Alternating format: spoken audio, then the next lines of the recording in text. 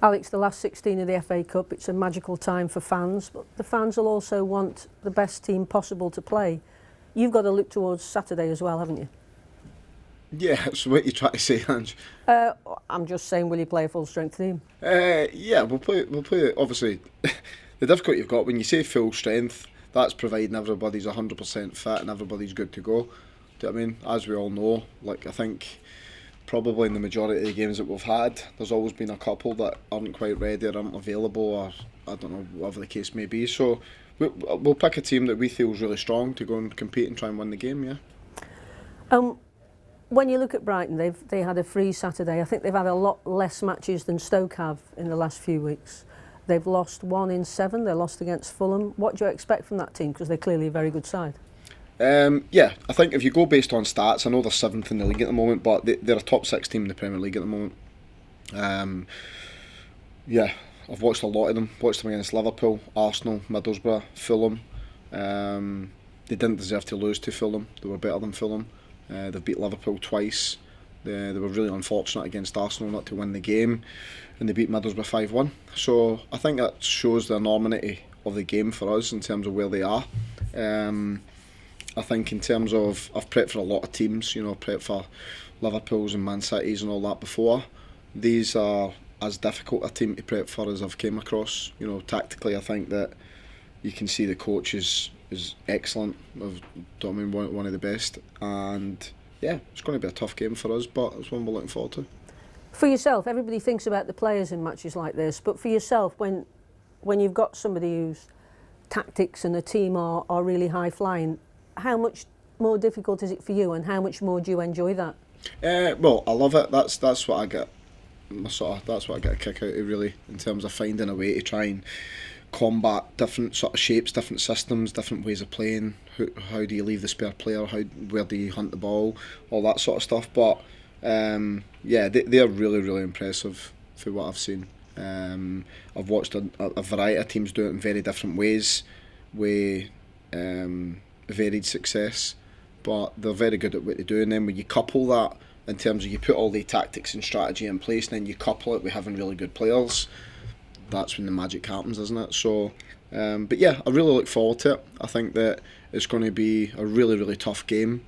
It'll be a really interesting game in terms of how we can apply ourselves in the match. I think it'll be very different for all the games that we've faced. I think Saturday's game for us was something that I've seen I don't know how many times this season, but we end up with 72% possession, double figure with shots, all the rest of that. This game's certainly not going to be anything like that. Well, you just really stole my thunder with the next question, which was, when you have less possession this season, the team have done better, but you're still going to have to work incredibly hard, aren't you, and press high if possible? Yeah, well, whether we press high or not, I think obviously is up for debate, but we're going to have to work extremely hard, in the game. I've watched teams do it in very different ways in terms of whether they sit in a block, whether they press the ball, and what makes a coach extremely good is, irrespective of whatever way you choose to do it, they've got a solution, and that's where they are at the moment. So listen, we know what game we're coming up for. We prepped today, so we know what we're doing. But yeah, it'll be a good game. When the players have got a match like this, where really it's a no-lose situation because Stoke are the underdog, how much does that take the pressure off them? Well, I think they should see it as a great opportunity and a great challenge to go and show what they can do.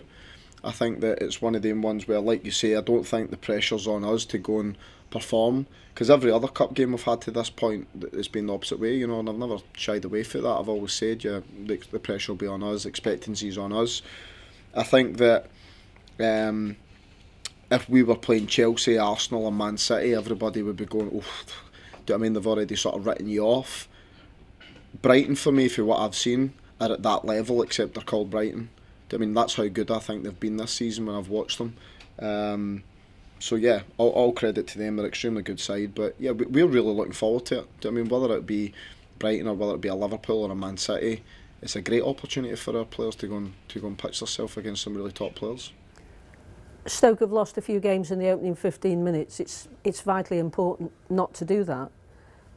But the fans could, I've talked about the fans before, they could make a big difference tomorrow if they get behind the players from the start. Yeah, of course. I think that obviously this is a way through the league campaign, so it's a different sort of competition.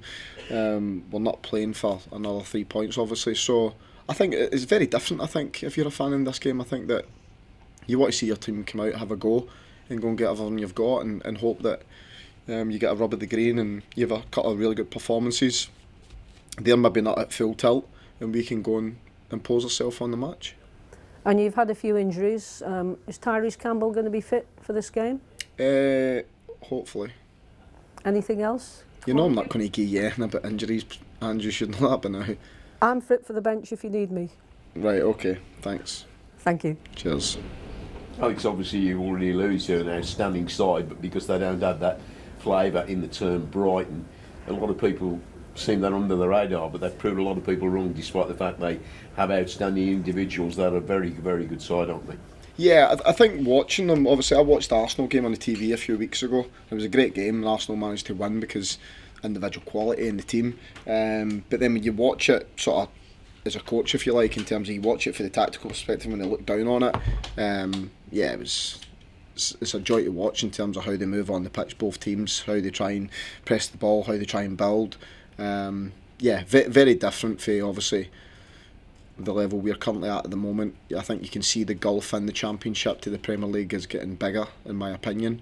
And I think I remember when I was at Norwich and we played Brighton and Chris Hughton was the manager, and they had I think Chris O'Grady played up front. It was a target man, and they put the ball forward to him, worked round his feet, and now we're 8-9 years later, and the way that they function at the moment and where they are, I think is sort of a lesson for most teams, particularly teams like ourselves, in terms of how you would want to get there and what they've become in such a short space in time. So yeah, I think they've done a magnificent job. If I was a Brighton fan, I'd be pinching myself in terms of where they are at the moment. They do have very good individual players, but they do play as a team unit, don't they? And that shows, I suppose, in the results they've had. Yeah, they've been very good. They've been very good. I think all the top teams have really struggled against them. So yeah, they're a good side. Do you know what I mean? And listen, I'm not sitting here as if I'm fearful of the game. Do you know what I mean?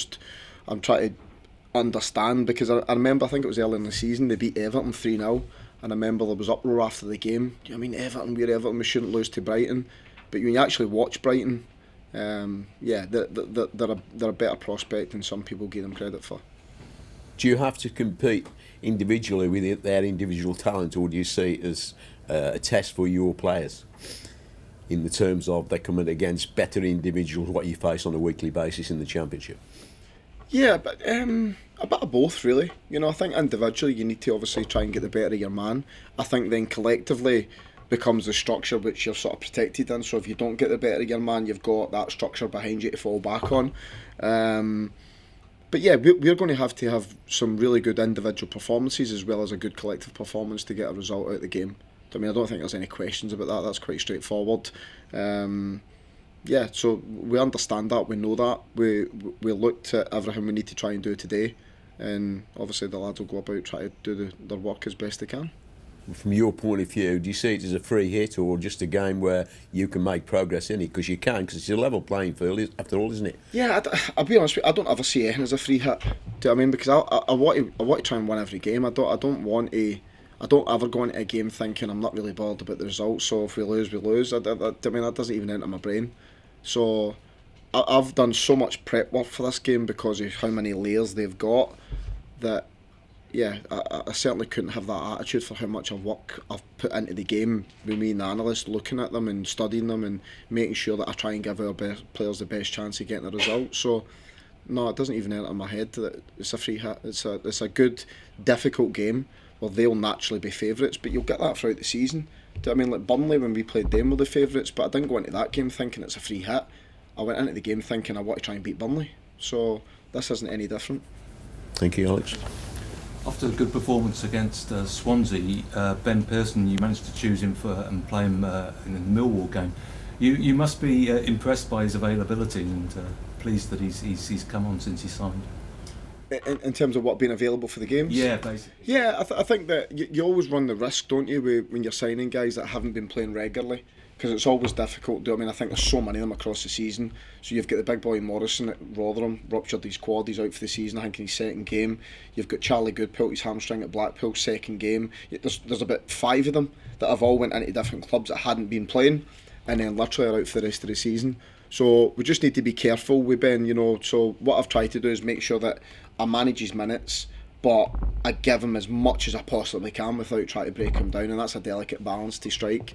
But the good thing is with Ben, because obviously I know him really well, I've had him before, he in particular, I find it easier to manage his minutes because I know what his body's like, I know what he can withstand and what he can tolerate and what he can, and he's very honest as well in terms of when he's done, and he'll like put his hand up and then I need to replace him at that point. So yeah, I think our understanding of that is good.